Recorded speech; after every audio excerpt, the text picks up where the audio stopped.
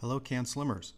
This is Ken Simpson. I am a member of several of the Northern California IBD meetup groups, and I wanted to provide this short presentation on the basic cell rules.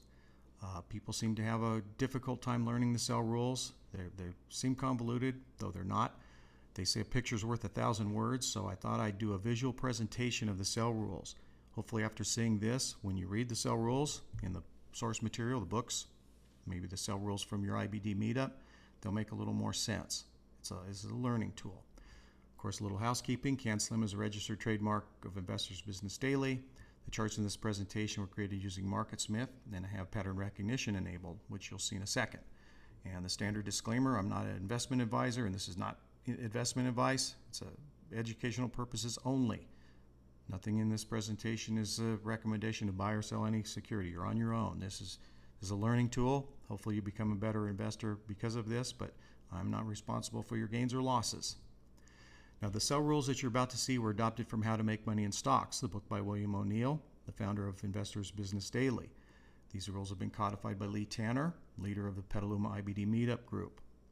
If you haven't been to the IBD Meetup in Petaluma, I encourage you to go. It's a fantastic wealth of information, and if you can visit their website, you can study the cell rules in more detail.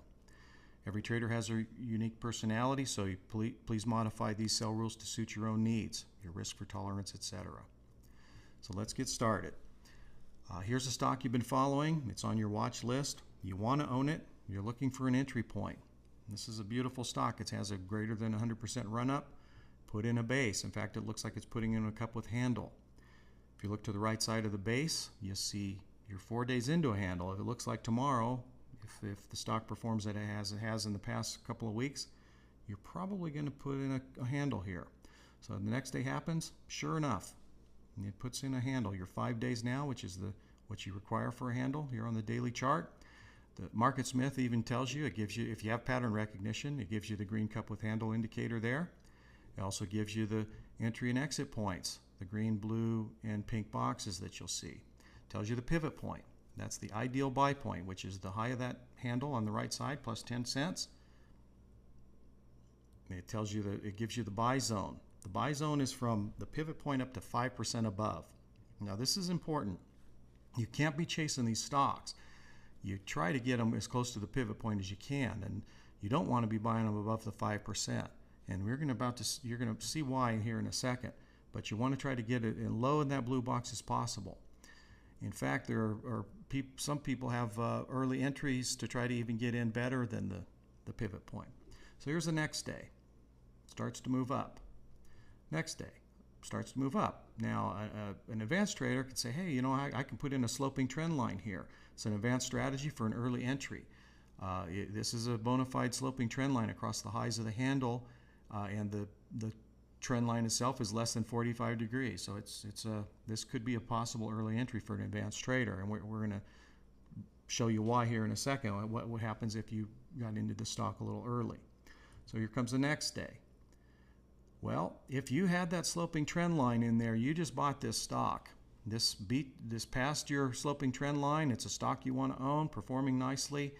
You should have purchased this stock today. Now, you might have a little small loss for the day, but if you're an advanced trader using that early entry, you're in this stock.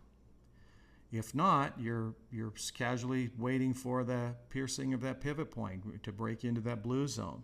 Next day happens, down a bit. If you're in the early entry, you're down a few bucks. Don't panic. It's not very far. Again, kind of a boring day. You haven't really done anything. The stock has not yet broken out. But if you did the sloping trend line, you could be in this stock. If not, you're waiting for the breakout. Sure enough, the breakout comes the next day, and this is a bona fide breakout. Blows through the pivot point. You had chances all day to buy it at or below the pivot point. You probably could have bought this at exactly the pivot point if you had a stop order in, limit order. So now this gives you, IBD gives you the volume signature here. This is a bona fide breakout. Proper volume signature. The RS line confirms the breakout.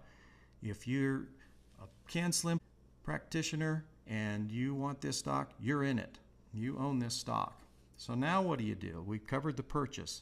This presentation is about the sell rules. Anybody can buy a stock, but selling them properly is just as important, if not more important. So here we go. We're going to show you what happens over the next few weeks when you're in this stock. You just purchased it. Okay, sell rule number 1. Always sell any stock that goes down 7 to 8% from the buy point. And you'll notice that I've highlighted that buy point. Most of the targets that you're going to see in the rules are based on the pattern. This particular rule is not based on the pattern. It's based on your buy point. Market Smith doesn't know what you paid for the stock. The stock doesn't know what you paid for it. You have to exercise this rule based on your buy point. And this I can't be emphasized enough for reasons you're about to see. Why do we do this from the buy point and not from the handle or from the breakout or something else? Why is it based on what I paid for it? That doesn't make sense. Well, this is a mathematics-based portfolio insurance. It's based on the principle of nonlinear compounding of gains or losses. Yeah, what? Okay. When you have a X% gain and you have a future X% loss, you're not back to even.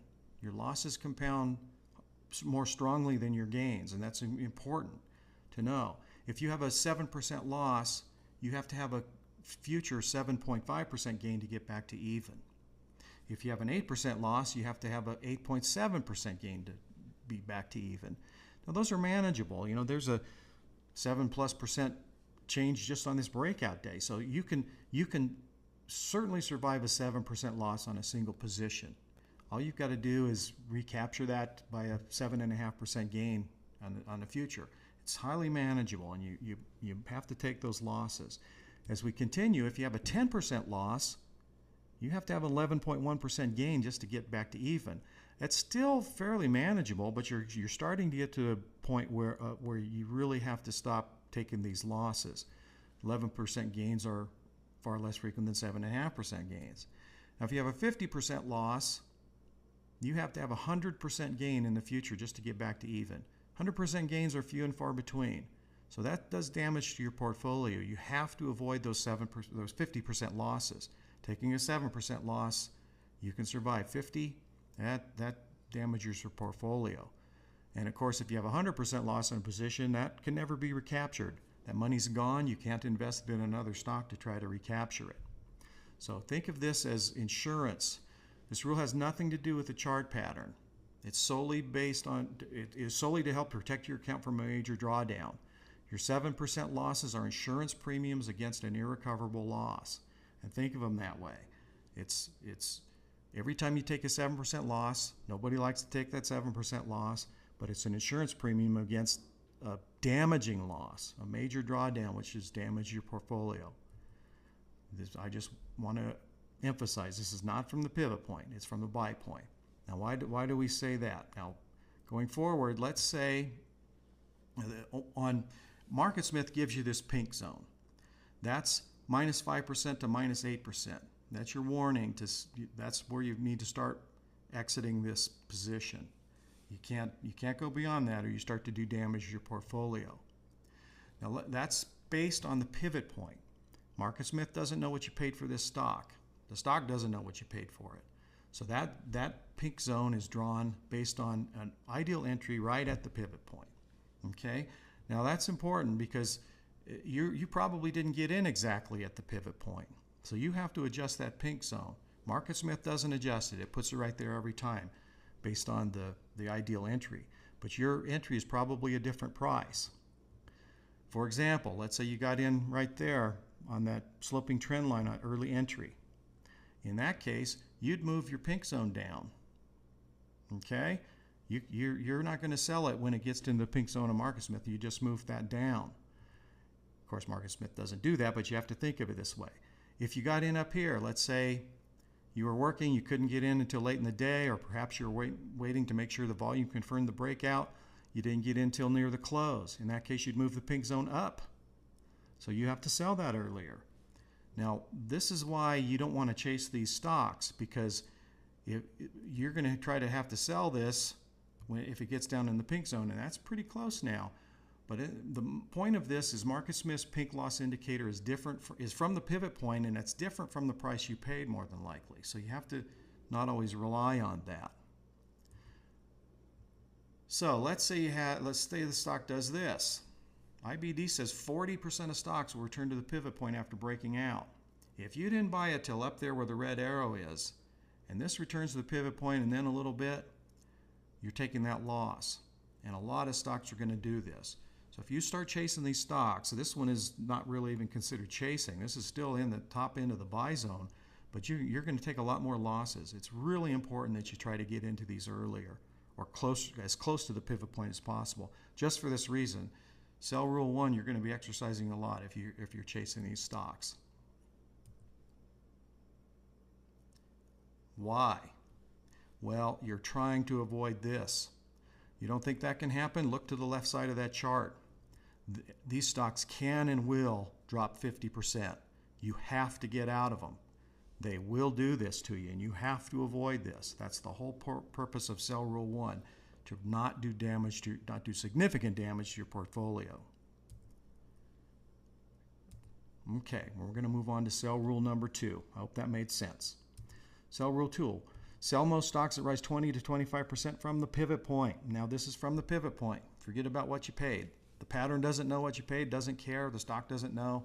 The patterns are repeatable patterns that IBD has discovered through their research. They seem to think these patterns repeat. So they say that most stocks should perhaps form a new base when they get to 20 to 25% from the pivot point. So you want to sell them. Okay?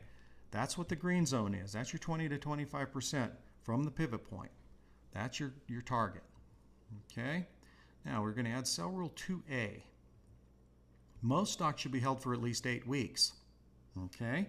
So it's not just as simple as selling at 20 to 25%. I'm going to drop this box in here.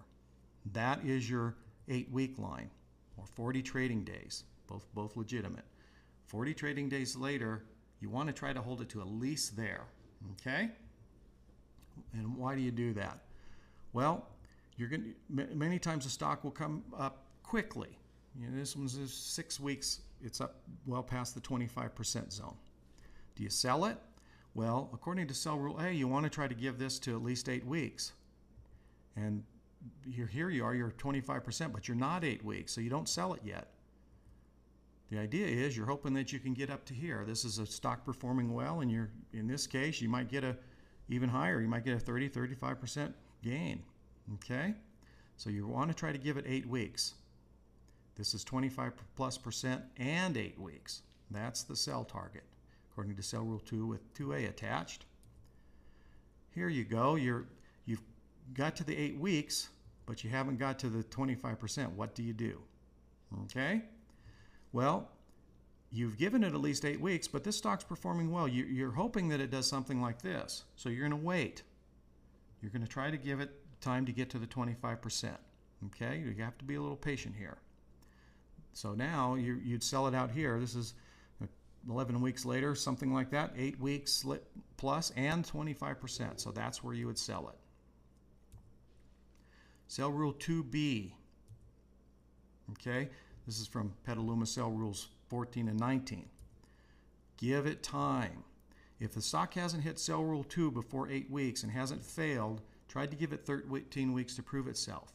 Okay, a lot of these stocks aren't going to hit 25% in 8 weeks.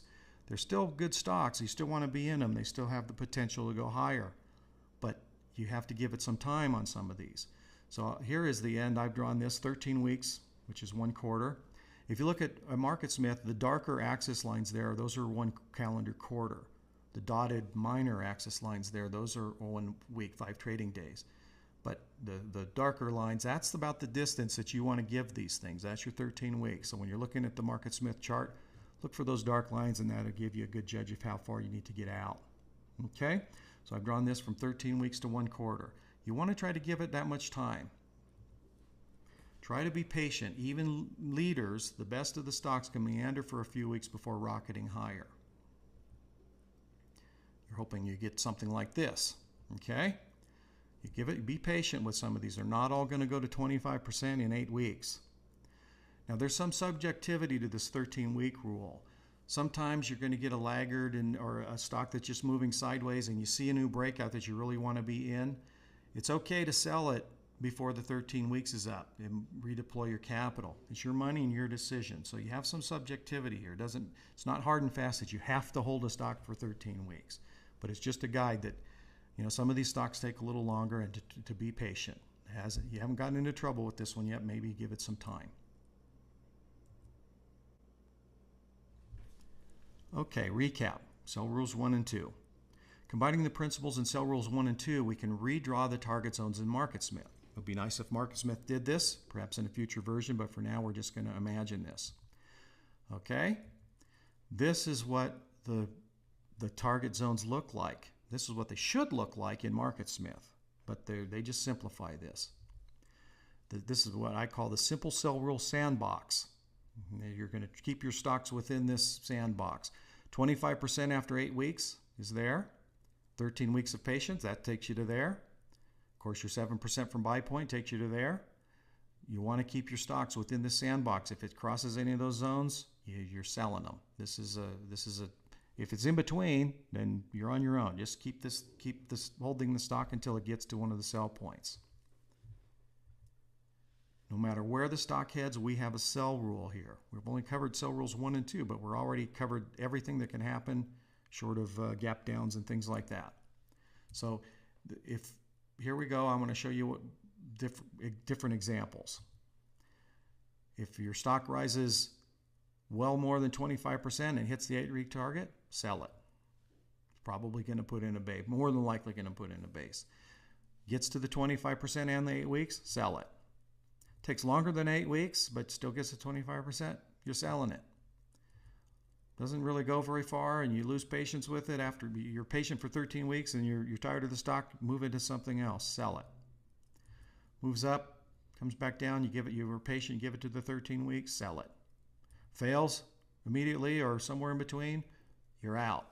Anywhere this stock can go, we have sell rules. We've contained this to sandbox. Okay? That's what this sell rules 1 and 2 are for, is to do this. When you read the sell rules, you don't really get this visual. It's hard to imagine what it's doing, but this is what it's doing. It's trying to contain your stock to a sandbox and give you exit points, predetermined. There are many other rules we could add that to handle how it might perform while in the sandbox, but this is a simple set just for those boundaries. But let's go add the sell rule number 3. Sell rule 3, decline from the peak. When a stock has risen 7% from the buy point, move up the sell point to a minus 5% instead of the minus 7 or 8, wherever you're at. Then keep the sell point 11% below new highs until a sell is triggered. Okay, that's a great rule. What does that look like? That certainly changes the sandbox. Well, if the stock breaks out, gets up plus 7%, you're moving your sell point up. Now you're at minus 5%. If the stock performs something like this, which is something that we all hope to see, every time it makes a new high along the way, you're raising your stop. Here, you raise your stop until it's profitable. Okay, as it moves higher, every time it makes a new high, you're 11% from the peak of this pattern. Okay, from these new highs here, 11% from the peak. Every time it makes a peak, you're moving your stop up. Now look what we've done to your sandbox. Come here to the end. This stock's going to be sold here pretty soon. I'm not sure where, but if nothing goes sour like a gap down or something, you're going to make money on this stock. You're going to sell it pretty soon. But this is how you contain these. This is what the sell rules look like. This is what sell rule number 3 does. You have sell rules 1 and 2. Now you have 3. You can see this sandbox. It keeps the boundaries of the stock in, and when it crosses the boundary, you sell it. Okay? So, what happens if a stock just goes to the moon? What do? Here's a bonus. Sell rule number 8. Certainty 8-week hold rule. If a stock advances 20% or more in 3 weeks or less, hold it for a full 8 weeks, then reevaluate.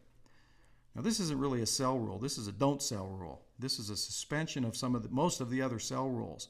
And I'm not going to go into that in detail here. You can read about it and look for the certainty 8-week hold rule in How to Make Money in Stocks or the Petaluma IBD sell rules. Goes over it quite well. But I just wanted to show you what that looks like on here visually. Okay, this is if it gets up into there, you're going to suspend a lot of the sell rules. You're not going to let this go into a loss, but you're going to get rid of many of the other sell rules. But here's it just gives you a graphic look at what that sell rule does. Okay, so here we go. This is your simple sell rule sandbox. This is what, if your stock moves according to your hopes, that's what it looks like. When your stock crosses any of those boundaries, you're going to take action. Okay? Many other sell rules. The preceding was just a basic rule set for those just starting out to studying the CANSLIM methodology. I encourage you to study the source materials to learn more. Okay? Read how to make money in stocks. After you've seen this, I think that when you read those sell rules, it's going to make more sense what they're describing. And remember, you're solely responsible for your trading. Educational purposes only. I'm not an investment advisor. Nothing in here is investment advice. And if you have any questions, I'd love to hear from you. But hope you enjoyed the presentation.